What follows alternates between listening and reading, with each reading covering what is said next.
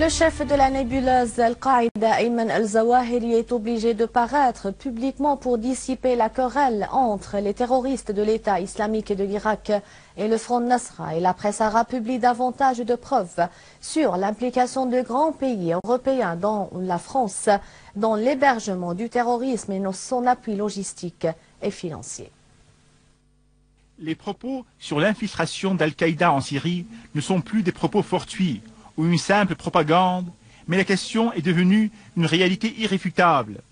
Le chef de la nébuleuse d'Al-Qaïda, Ayman al-Zawahiri, a été obligé d'intervenir pour dissiper l'accrochage entre ces terroristes en Syrie et en Irak.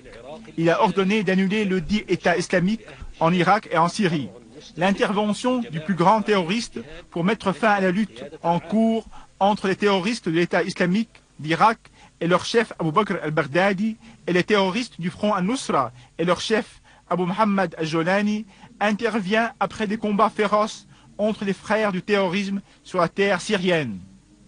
Les propos faits par al-Zawahiri ne concernent, semble-t-il, pas beaucoup l'Occident, qui prétend combattre le terrorisme et le justifie parfois comme étant des cas isolés, alors qu'il grandit sur son territoire entre ses citoyens, et c'est ce que révèlent les médias occidentaux, où le journaliste Jean-Michel Vernochet a affirmé dans son ouvrage L'illusion que 400 extrémistes wahhabites de France ont été entraînés et équipés pour se battre aux côtés des gangs terroristes en Syrie, mettant en garde qu'un jour viendra où ces terroristes retourneront en Europe pour exécuter les dictats wahhabites.